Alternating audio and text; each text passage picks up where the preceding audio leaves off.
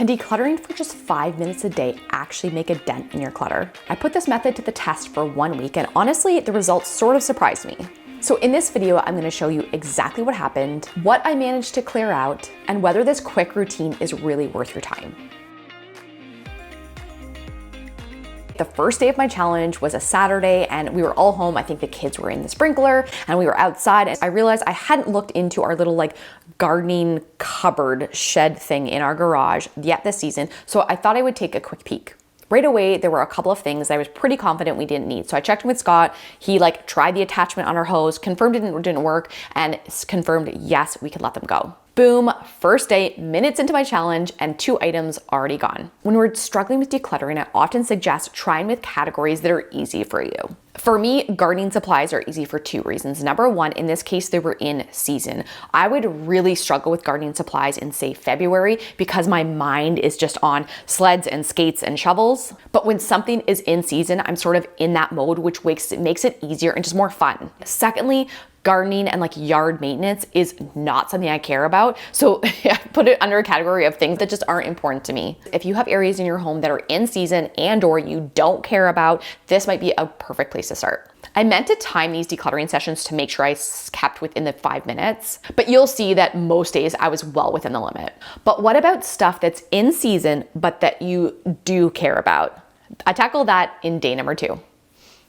We were outside again this day. It was still early summer, so we were sort of reset our garage after a very long, cold winter. And a few months back, I had purchased a bike rack off of Facebook Marketplace. I was really hoping it would help keep the kids' bikes organized and their little sports area in our garage a little more tidy. Unfortunately, this is how it looked at the end of every day. As a professional organizer, any type of home organizational system or product is very personal for me. They relate to my livelihood. And admitting something that we chose isn't working isn't always easy. I even see this with clients. When we've spent time searching for a solution and coming up with it, it's kind of a ding to our ego to admit that it just isn't working. But in this case, I just had to admit that this bike rack was doing nothing for us. And if anything, was just adding to the clutter in the area. So we listed it on Marketplace and it was sold that week for the exact same price as we paid for it. The photos and posting took under 5 minutes. As a professional organizer, I know how important it is to only keep what works. So I have come up with a simple mindset shift when I'm trying something new or buying something new for an organizational system. Instead of thinking, oh, this is gonna be awesome, or this is perfect, or this is the answer to all of our problems, I just think, let's give it a shot. It's no longer this big commitment, it's just a trial run. If it doesn't work, we'll reset and try something new. So much less pressure, and allows me to say goodbye so much more easily to solutions that just simply aren't working. But what about systems that do work, but maybe they got a little out of hand and need to be reeled in? That was my challenge for the very next day. As an organizer, I obviously adore anything that holds things. I love cupboards, drawers, baskets, bins, all of it. And one of my favorites are glass jars. I use them constantly for everything. Storing frozen bananas in the freezer, buying bulk snacks to reduce packaging, storing our Q-tips on the bathroom counter. However, lately I had started to notice that my jar shelf in my kitchen was getting out of hand. I've been noticing it lately, but I was sort of putting it off because I knew that this is sort of a tricky one for me. But I also knew that I would be able to do it in under 5 minutes. Within seconds, I had everything pulled out and separated into keep or go. But how do I talk myself off the ledge when I want to keep every glass jar that ever existed? When I get stuck like this, I remind myself one key point. When this cupboard is too full, it is no longer functional, and these items that are supposed to make my life better and easier are actually making my life harder and my days more annoying. Part of why I was able to do this area so quickly was because I do it all the time. These jars are mostly just recycling. So there's a lot of in and out when it comes to these, which means I do this purge several times a year. In my experience, practicing decluttering definitely makes you better at it. At this point in my week, things were starting to get really busy. So I knew that next I wanted to tackle something that I already had on my mind so I didn't have to use a lot of brain power and energy to get it done. If you watched my video on tackling doom piles, you remember that I had my old cell phone in our stuff basket, basically waiting for me to make a decision. Was I going to sell it on Facebook Marketplace, or was I going to put it in our hazardous waste bin? I always put stuff like this off because I am just not into technology and I never feel confident answering people's questions. I get all these 15-year-olds asking me about storage and I'm just like, I don't know. But I also knew I just couldn't put this into hazardous waste because I knew in our area these were selling for a pretty good amount of money. So I spent a few short minutes, probably around 5, taking pictures, doing a short description, and posting on Facebook. I was able to sell it in under 24 hours for $200. We ended up using our money towards our little weekend getaway at Santa's Village. So what do I do to tackle things like this that are sort of out of my expertise, things that I'm not 100% confident on? I just ask for help. And in this case, I just asked my husband, Scott. And truthfully, it didn't even require much actual help. More like I just needed someone in the world to say, yes, Marianne, this phone is still good. It's worth something. Here's how you find the battery life. And yes, you should sell it. A few words of encouragement from someone we trust is sometimes all we need when we're decluttering. Like, yes, Sharon, you should declutter that jean jacket that hasn't been out of your closet since 1992.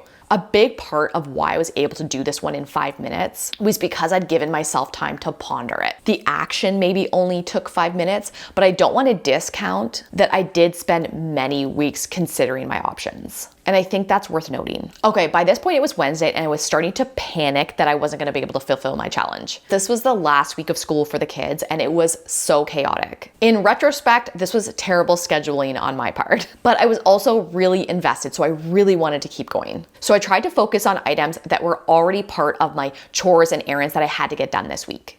The next night, I was starting to pack for our little overnight getaway, and I have 2 sets of summer pajamas. One is a nightgown that is sort of just a backup. I had it before I bought my current summer pajamas, and I kept it as just sort of a just-in-case item. However, as I was packing, I realized that I was willing to do an extra load of laundry on an already very busy week, which I really didn't have time for, just to avoid wearing the nightgown, which is a very obvious sign that there's no point in keeping it anymore. Because if I'm not wearing it in this case, which would be the just in case week, then I know I will never end up wearing it. So I was happy to let the nightgown go. See you never, went straight to donation station. Sometimes making that final decluttering decision does take time. I mean, we never buy things expecting not to like them. Why would we do that? But when we finally get close to the end where we think maybe we don't need this item anymore, what can help us make that final decision? If you struggle with what to keep and you haven't already grabbed my free cheat sheet, the link is in the description box below. It's a list of questions that we use with clients and in my own home and is proven to make decluttering faster and easier. Now we were moving on to Thursday and I was making my grocery list for the week.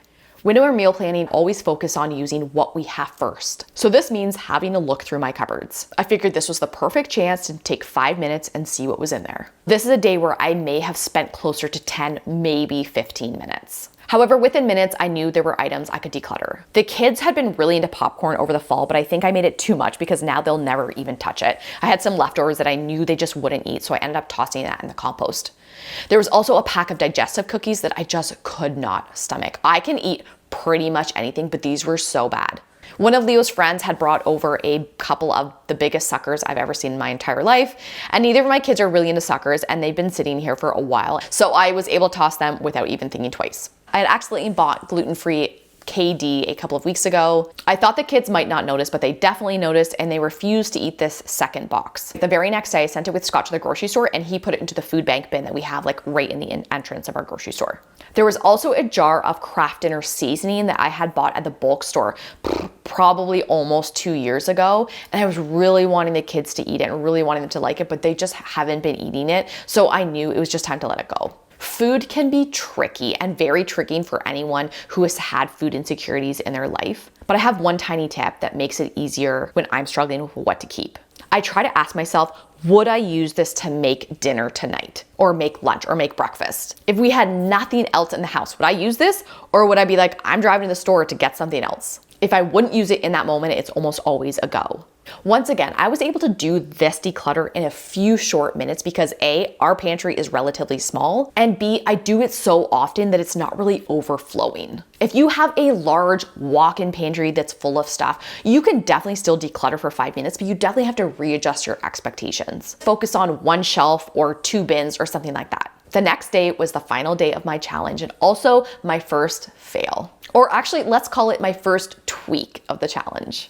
Friday, Saturday, and Sunday of this week were 3 very full days. And honestly, I just didn't have it in me to do any decluttering. I was debating just changing the challenge to 6 days or just forgetting the whole thing and coming up with a new video. But instead, that following Monday, I was home alone with the kids and it was the first day of summer holidays. And I was in Leo's room, who's 8, and I thought, I desperately want to tidy like his desk area and his little treasure drawer that he has. But I knew since he was home and since I was home, it was kind of the perfect situation because I knew I could ask him questions about what to keep. His drawer is mostly just full of paper, notes, hockey magazines, sports cards, a lot of like miscellaneous this and that. I recycled a ton of paper and had a small baggie of little items that I could donate. This area probably, again, maybe took 10 to 15 minutes total. As soon as I finished this area, Annie Rose, who's 7, asked, "Hey, can you organize my Barbies with me?" Obviously, yes, I definitely can. One thing led to another, and a few minutes later, all 3 of us were going through our entire toy collection. I ended up grabbing a shoebox for donations, which was overflowing by the time we ended. So even though we went over our 5 minutes, I think the day provided some valuable lessons. Because oftentimes when I'm feeling tired and unmotivated, but I know I want to maintain this peace in our home, I do exactly what I did here. I start with one teeny tiny space, one drawer, one little spot. And sometimes that's all I get done, and that's great. But sometimes motivation snowballs like it did in this scenario, and it can be pretty awesome. So I definitely had moments of doubt, but I did it. I decluttered for 5 minutes a day, give or take, for a week. Also, give or take. As I was reflecting on my week of decluttering less, I had 2 thoughts. Number 1, it's kind of impossible to do this every day. Life is busy and sometimes we need a break. But with that being said, number 2, making decluttering a habit can be powerful. Whatever that habit looks like to you, totally based on personal preference and lifestyle. Some people love doing big short-term projects. Some people work from home every day. Some people are retired. Some people travel part of the year. Whatever your personal preference is, the most important thing is that you reduce clutter to create a home that is functional and peaceful for you. If you like the idea of decluttering small bits at a time, this strategy is definitely worth a try. And if you love watching hands-on decluttering videos, I recently decluttered like we were moving, which was a big motivator for me. You can watch that one right here. Thank you guys so much for being here. Thank you for following along, and thank you for watching.